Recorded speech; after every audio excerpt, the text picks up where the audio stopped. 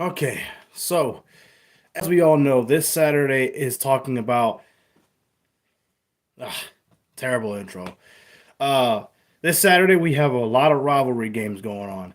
Anywhere from Clemson versus South Carolina, Georgia Tech, Auburn, Alabama, Florida State, Florida. The list goes on. And then you got other games that aren't exact rivalries, but games people would watch, like Colorado, Oklahoma State. Excuse me. Oklahoma at LSU. I mean, there's so many games. Another rivalry, Arkansas versus Missouri, that a lot of people probably don't talk about, but yeah. And then there's this one. Vanderbilt will host Tennessee. Last I checked, Tennessee is a double-digit favorite, understandably, because they usually beat Vanderbilt. But Vanderbilt this year is not only bowl eligible, but they're having a pretty good year. They're 6-5. To their standards, that's pretty good. And listen to the names of people they have beaten: Auburn, Virginia Tech, Alabama, among other teams. They've done pretty well. And I think it's possible that they beat Tennessee. I mean, even if Diego Pavia doesn't play, now that would be a huge miss if he doesn't play or if he gets hurt against Tennessee. But that team plays pretty good regardless. Their defense forces takeaways. Their offense scores a lot of points. They run the football really good. Now, again, a lot of that's Diego Pavia, but still a really good football team considering what they've always been the last several years. It's good to see that they're going bowling. On the other side, you have Tennessee, Josh Heupel. He's 3-0 against Vanderbilt. He's been to bowl games each of his first 3 years. Now that's his fourth year. He's going to go to a bowl game again. I don't think Tennessee makes the playoffs just because they've lost to Georgia and Arkansas. And for the reason I'm about to give you. Yes, their defense is good.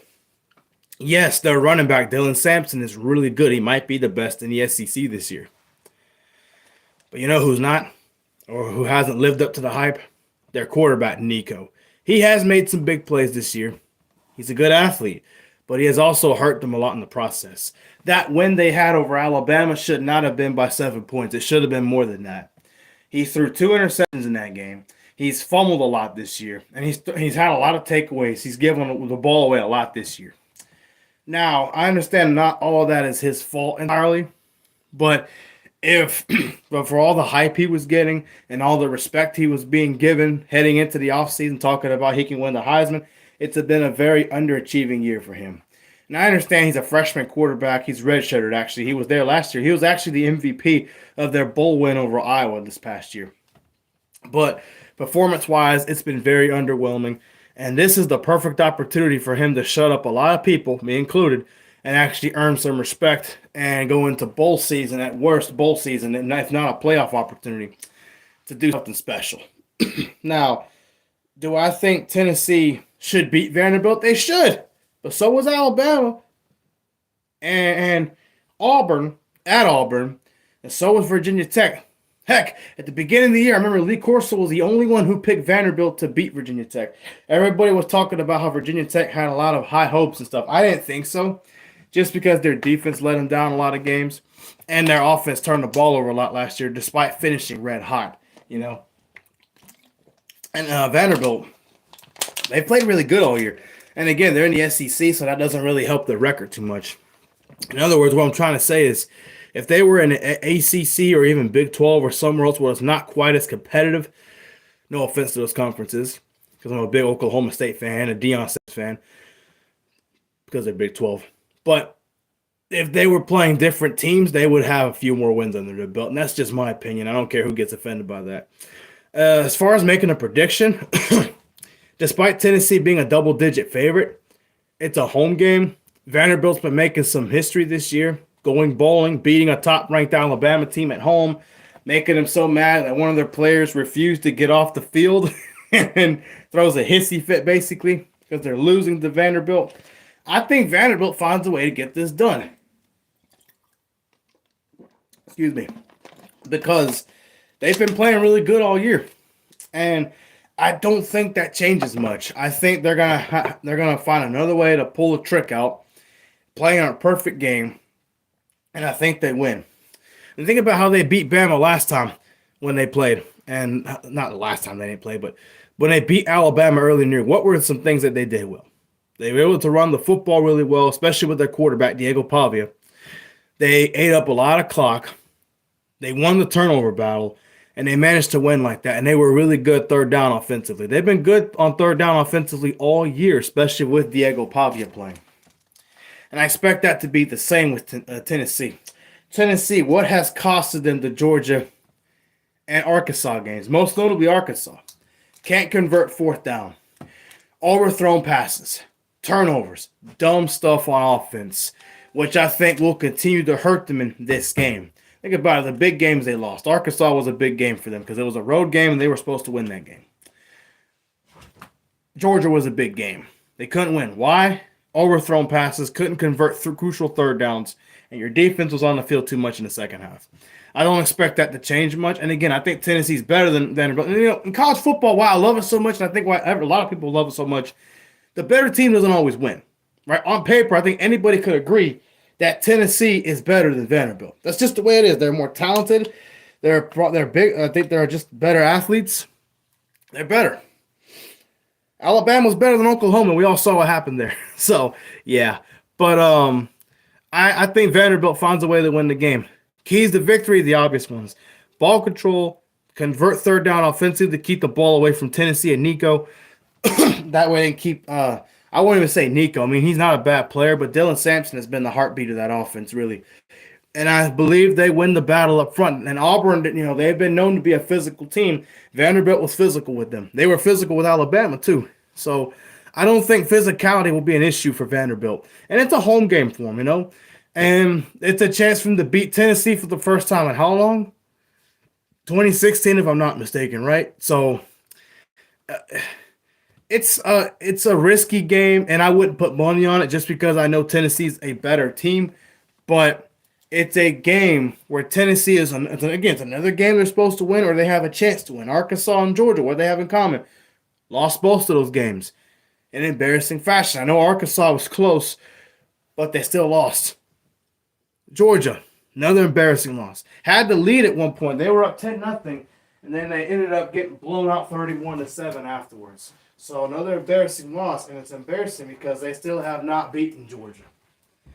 So I think Vanderbilt finds a way to get it done. I just think they're the better team this year. Not the better team, but I think they're in a better position to win this game than Tennessee is. Because outside of NC State, their game last week and other cupcakes Tennessee has played, they've struggled to get points. They struggle to stay on the field. And if they turn the ball over, they come close to losing. Look at the Florida game. Florida basically handed them that game on a silver platter. Now, I know Florida has played a lot better throughout the year. They've beaten top 10 Ole Miss. They've beaten a top 25 LSU team, which is something Vanderbilt couldn't do. But given it was at LSU, that's a different situation than being home at the Swamp. But clearly Tennessee is not undefeated for a reason. They are not a top 5 team for a reason. They're probably going to be top 10 or outside the top 10 when the college football playoff rankings come out. So they're very beatable. And it's for the silliest stuff. And I think Vanderbilt knows that. And Diego Pavia has just been so magical for Vanderbilt this year. It's been unreal. You know, and again, I'm not saying Vanderbilt's a powerhouse or they're going to be a powerhouse anytime soon. That's not what I'm saying. What I'm saying is they have a big chance to win, and I think that they do win. Give me Vanderbilt to win this game in a higher scoring game. And I keep saying it, I sound like a broken record. I believe they win time of possession. I believe they're more physical in the trenches. I believe they're able to stop Dylan Sampson on some crucial third down and ones or fourth down and ones. I believe they win the turnover battle, and they end up winning the game. I think Diego Pavia is also a better quarterback than Nico is. That's obvious, too. Nico has struggled a lot this year. Overthrown passes on his part, throwing the ball in the coverage, getting picked off bad decisions on his part. It's like his mind is on something else than the actual game. He's a good athlete, but he has fumbled a lot too on top of that. So Diego's better. So again, you don't always see the better team win. That's why we love this sport so much. This is my favorite sport of all time, up there with the UFC and MMA, mixed martial arts. So I got Vanderbilt upsetting Tennessee. I think Vanderbilt wins this game. What about y'all, though? I do see I have somebody there. Who you got, Tennessee or Vanderbilt? Please let me know down below so we can talk about it. Maybe you agree with me. Maybe you feel I'm an idiot for making this pick. Maybe you have a better or different argument. Maybe you think Tennessee dominates Vanderbilt like they've continued to do. Maybe you feel Tennessee goes into this game thinking it's going to be easy and then they get embarrassed themselves. A lot of different outcomes to this game. That's why I love this game so much. You know, I've been watching college football closely since 2012, but I've learned the game more over the years. And yeah, so go Commodores. Actually, this is a bottle of water, by the way. Go Diego Pavia. Somebody went to my channel the other day when I acted as an Auburn fan, reacting to Alabama getting blown out, and the guy was like, "Vanderbilt is Alabama state champs," or whatever it was. It was hilarious. So, I mean, I'm not mad. It's true. It is what it is.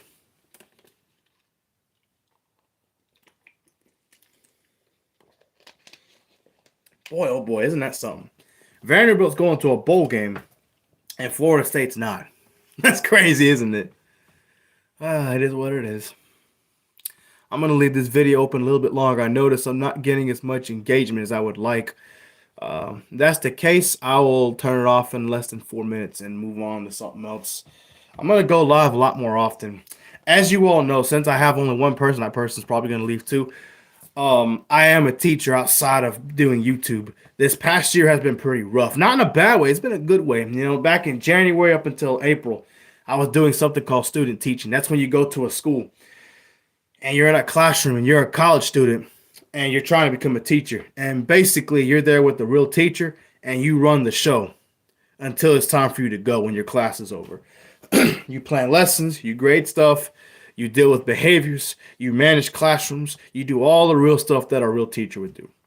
In my situation, it was kind of bizarre. Not bizarre, but it was good in a way, you know, because I was there to work with a really good teacher, and I was just doing student teaching. I wasn't supposed to get paid for it. And that's when you're an intern. You're basically a long-term sub at that point.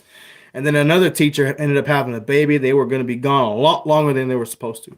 So their principal came to me and said, "Hey, you want to have a chance to do ELA? You'll get paid for it." I was like, at first I didn't want to. I never done ELA. And I had never done it, and I don't think I was very successful with the ELA part. Not management or anything like that. But it was a great experience. I did get some cash for it. It was an internship method at that point. Then I finished, graduated in May. And by the way, I graduated from Albany State, by the way. That's the best of the best right there. I did. I finished with an HBCU and got my teaching degree and all that. And now I'm teaching, and I'm teaching 4th and 5th grade math and science. But anyways, back to my point. The reason why I have not been as active on this channel as I had been last year, especially the year before, teaching, it's a big part of your life. You know, it's a real big part of what you do. And it has kept me from making some videos and more content as I would like. So therefore, my numbers are not as good as they were a year ago with anything. So it's been rough. 2025 should be a big year for me.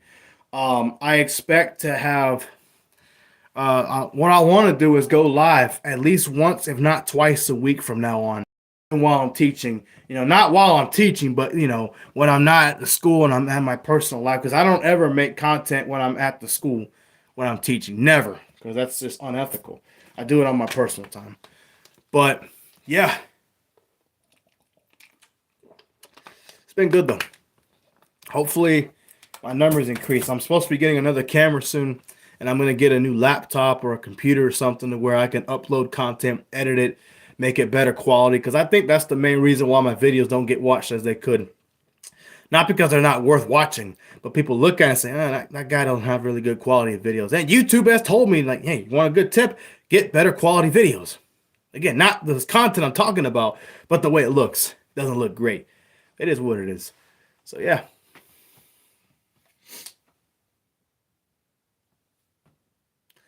Yeah, my final thoughts on the game itself. Vanderbilt should win that game. They'll be 7-5. They'll go to a bowl and be guaranteed a winning season for the first time in so long. Tennessee will be 9-3. That's about what they are, in my opinion. They're a 9-win team, maybe 10 wins if they're lucky. It's something off about Tennessee. They're missing something. They're missing the ability to win the big ones consistently and win all the games they should win. And I feel like that's the hardest thing about any coach in college football. That's like the difference between a good team and a great team. The good teams, they win 8, 9, 10 games in a year. And then they lose to somebody that's better than them, and they can't find a way to win that game. And somehow they can't find a way to win the game that they're supposed to win against an inferior opponent when everything goes against them. I think y'all know what I'm talking about. And it's interesting. And I think that's what's wrong with Tennessee, but it's a small issue. And because it's a small issue, as you can see, they win a lot of games. And again, I'm not saying Heupel's not the right guy. I think he is. He won 7 games his first year, or 6 games, whichever it was. Second year, he won 11 games with an Orange Bowl win. He knocked off, and in his 4 years, he has beaten 2 of his 3 rivals twice, Florida and Alabama. That's really impressive, given that one of those wins was against Nick Saban. He had owned Tennessee up until that point, and Florida owns him too lately, but he's beaten him 2 of the last 3 years, both those programs. Whether those programs are good or bad, that still looks good on Josh Heupel. And let's see, 7 games, 11 games, that's 18 wins. Last year he had 9 wins, so that's 27 wins. Right now he has 36 wins altogether. So he's won about 9 games a year. That's still pretty impressive, considering what Tennessee was before he got there. But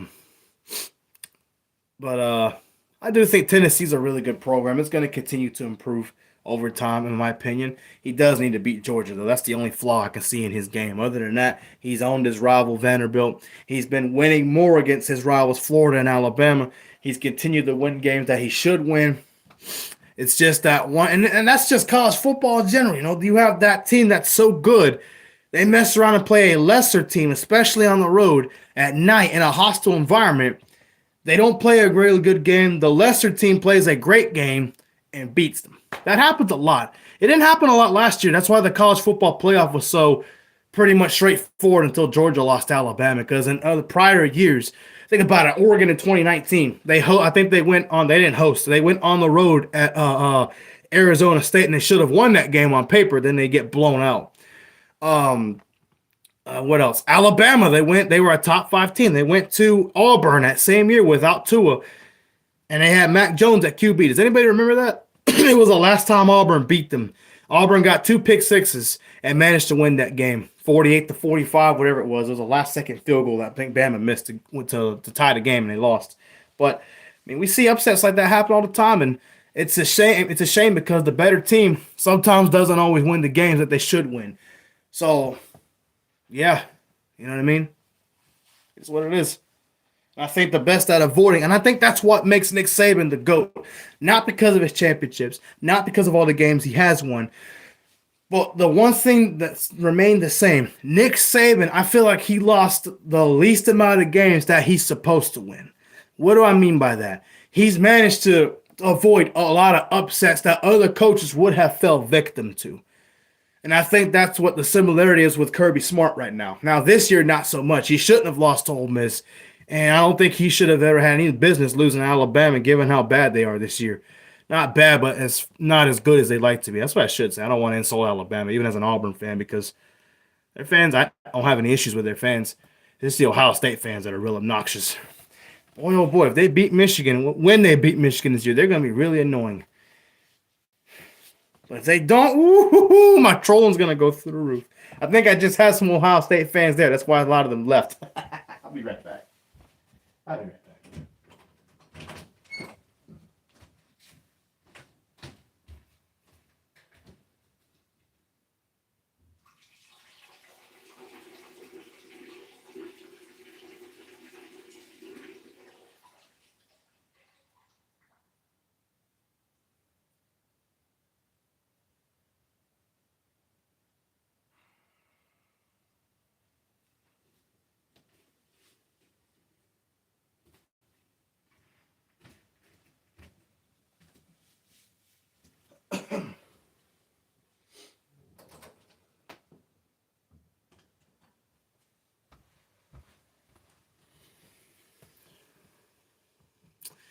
I've had a little more engagement. I've had more people come by and watch. That's part of why I haven't turned this video off yet.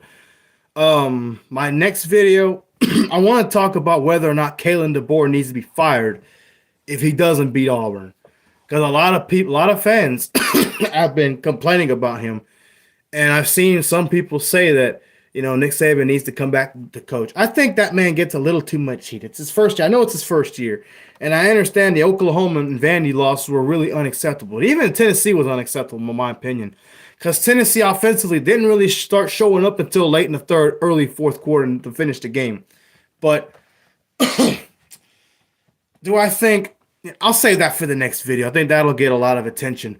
But even as an Auburn fan, I like to make fun of Bama when they lose, especially if they were to lose to us, which doesn't happen often. That's why it makes it so much fun. I'm petty. I don't know. I'm going to make another video right now, actually. I'm about to end this one.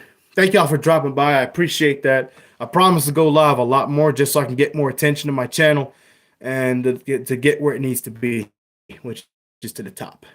See y'all later.